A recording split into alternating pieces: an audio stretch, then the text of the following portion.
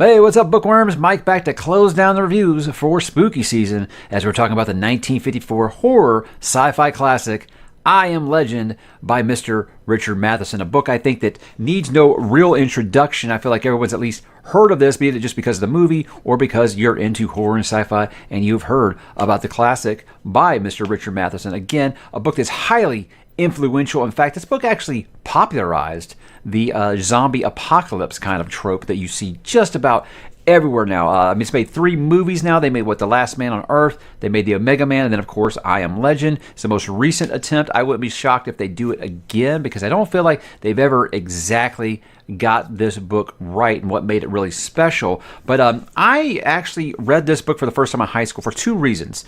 I was really into a band called White Zombie at the time. You guys ever heard of that? You might not. If you haven't, you've probably heard of Rob Zombie before he became a horror director and a solo artist. He, in this band, White Zombie, on their 1992 album, L'Exorcisto, Devil Music Volume 1, there was a song called I Am Legend. And of course, this piqued my interest because I just got fascinated with the lyrics to this song. And then I think at the time, it might have been Hit Parader. I don't remember all the music magazines I used to get back then. Yes, we used to actually get magazines about rock music. Wow, times have changed, haven't they? But there was an article in there, and they were talking about the album, and they brought up how influential this book was. And I was like, I'm always looking for new recommendations for books. I was still new in town. Didn't know anybody. Again, had this awesome extensive library at my high school. And of course, they did have the book, and I read it. And I loved it. And then I heard Romero talking about it, George Romero, who made Night of the Living Dead. And he was talking about how that book actually influenced him to make that movie, which is pretty much popularized everything zombie apocalypse. But this book is actually about vampires, right? Right? Well, we're going to talk about it, guys. This was number 9 on my top 10 horror novels of all time that I did last year. So now upon revisiting it, what did I think about it? Well, guys, we're going to do that and more as we talk about what is the book about. Now, Robert Neville may well be the last living man on Earth, but he is not alone. An incurable plague has mutated every other man, woman, and child into bloodthirsty, nocturnal creatures who are determined to destroy him. By day, he is a hunter, stalking the infested monstrosities through the abandoned ruins of civilization. By night, he barricades himself in his home and prays for dawn. But how long can a man survive like this, and how long would he want to? And guys, 1954, I Am Legend. Now, when you begin with what makes this book good or bad, I think the good that I'm going to start with here is I don't think that there's a single book out there that captures loneliness and solitude quite as well as this. Like I said, there are big scary monsters in this, but it's his time alone with his thoughts that really are just a view into trying to keep your sanity in a situation such as this. And, not only just trying to keep your sanity, but just trying to struggle for a reason to go on, because who wants to survive in a world like this where you're the last person alive, at least you believe, and everyone, anything else that's out there is just trying to kill you every single night. So it presents a lot of those questions, which I'll get into a little bit later.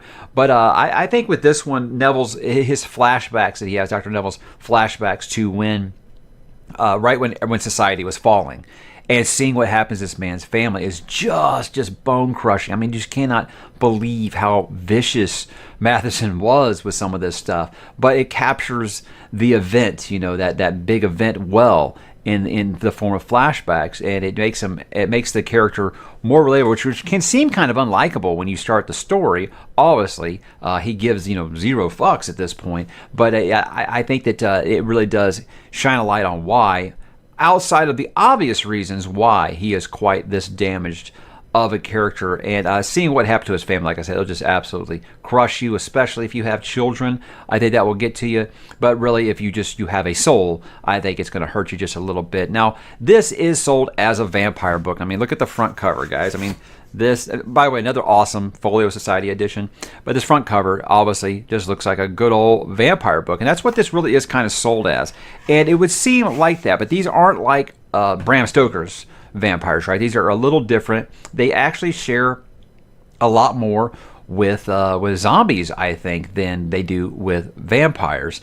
And I think it's very much like a zombie vampire hybrid. I'm not going to tell you exactly what is happening with them because I want you to figure that out for yourself. But you'll see it isn't quite the traditional vampire because, like crucifixes work on some of them and they don't on others. And it'll explain why that works, why the whole thing with garlic, all this kind of stuff, why they can only come out at night.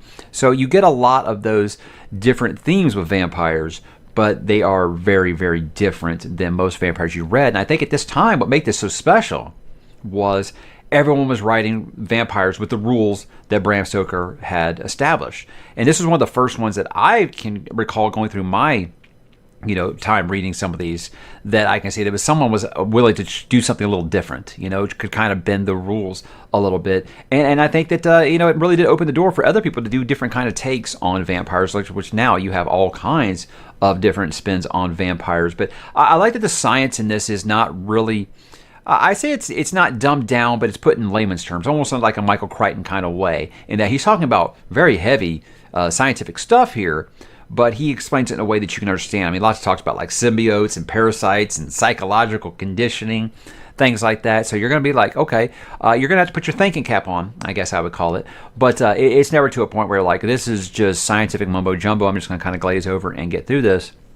But it does explain what's going on in a believable way, especially when you think about where science studies were in 1954. It's actually quite impressive what he's able to do here. But it deals with a little bit of everything in this book with its themes. I mean, otherness, grief, loneliness. I already talked about depression, survival, compromise. Compromise, I think, is a big one. Just perseverance, really. Just that attitude of, let's make it through one more day, make it through one more night, I guess, would be the better way to put that. But it really does deal with that and trying to maintain your sanity in just a disgusting world. And this really does feel like the bridge from Stoker's vampires to trying something new. But I get the ending to this, guys, is a hell of a thinker, and it's going to stick in your head for weeks, months, maybe years. Like I still think about it from time to time, because it presents a lot of questions that I think people were kind of scared to ask at the time period. A lot of people now, they look at classic sci-fi and horror and they say, well, how problematic is it? Because, people had different beliefs at that time. Guys, sci-fi and horror and fantasy was very progressive for the time. They were writing about the stuff that other people weren't really willing to do. So I think that can't always be applied. And some of the questions that Matheson asks here are probably quite taboo at the time. But I'll get a little more into that in my final thoughts. Talk about a couple of the bad things here. Some of these might be bad for you. I didn't necessarily find them because I feel like this is more of a character study than just a straight horror story. So it's not action-packed. And it can seem slow because you are just inside Neville's head here. So there might be some times you're like, okay, well, I need something to happen. It is a very slow burn, but again, guys, it's not a long book, so I think you're going to be fine with that. But just don't be expecting this isn't, Abraham Lincoln vampire killer here. This is going to be, very, very slow paced for the most part, but it does have good action scenes in it. But it's not anything I would call an action book. Some of the science is going to seem outdated for what, a 65, 67-year-old book now. I think you're going to find some of that science maybe a little outdated, but like I said, it's a very satisfying, especially if you can look at it under the lens of when it was written. And it's a book that can be quite depressing, guys. It's not really an uplifting read. Much like I said when I talked about The Girl Next Door, I think maybe you should be in a good place when you read this, because if you are someone who suffers from depression, this book's not really going to lift you up very much. In fact, it might open up some wounds that you've been hiding, because it does ask a lot of questions, like I said, that someone who suffers from that might find themselves starting to ask themselves while reading it. But guys, let's get into why I think that you should read it, why you enjoy it here. I think this is a classic, I think, that has inspired generations since. There's lots of things that still pull themes and ideas that were presented with this book. And no other book, I think, has ever been able to capture solitude quite so well.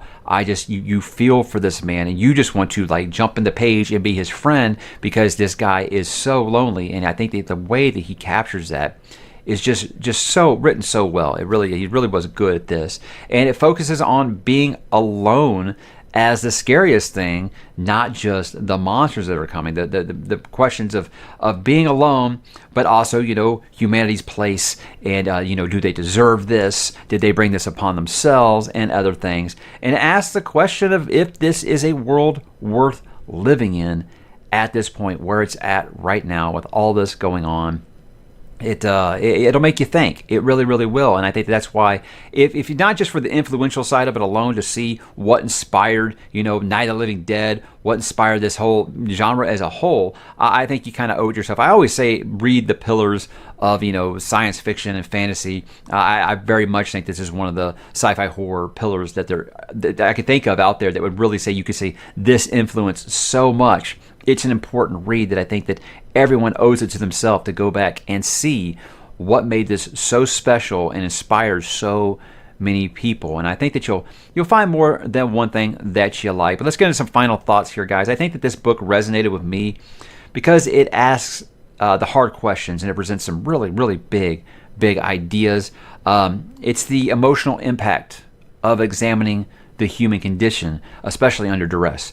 I think that when you're getting inside of Dr. Neville's head here, you're really asking some questions that are really, really tough and aren't just relating to what's going on in the book. You start asking questions about humanity as a whole, about the real world. And I like to say with books, I like them to be an escape. So this was one of those first books where I felt like really was allegorical.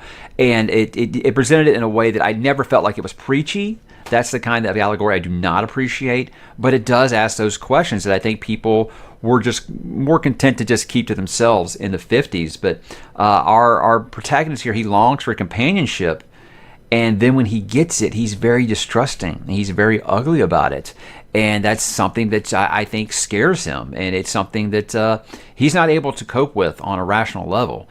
And I can't say, guys. I really would like you to read this. I don't want to spoil it, but I think that Matheson faces ugly truths about humanity.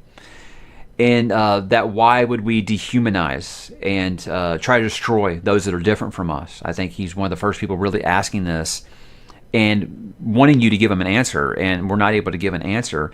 And what's really, really sad about it is I think that a lot of them, 67 years old, and I think that a lot of these questions we can still apply to today. So I think it's one of those things that are going to make you think. Like I said, you won't just be thinking about the big scary monsters after you finish this. You'll be asking yourself some of these same questions that Dr. Neville is presenting in this book. And it's a powerful theme for 1954. And sadly, like I said, it's a lot of questions we can still find ourselves pontificating about and not having a real answer today. But this is an amazing horror book, guys.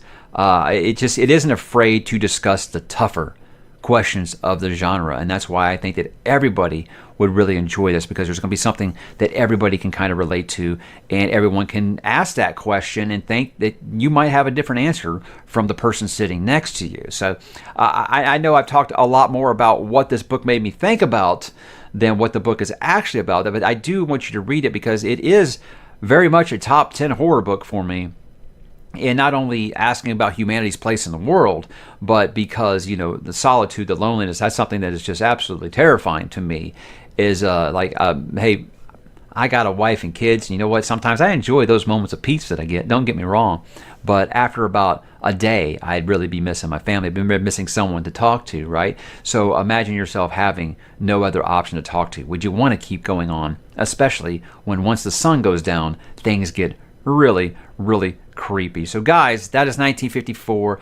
I Am Legend. A little bit of a shorter review this time, but plenty to say, but I can't really say too much more without spoiling it. I just really think that you guys should give this one a shot. It's not a high commitment. It's like 200 pages. I think you guys will be able to get through it. It's not difficult to read or anything like that. So drop in the comments, guys, and let me know if you've read I Am Legend. Let me know what you think, and I will talk to you there.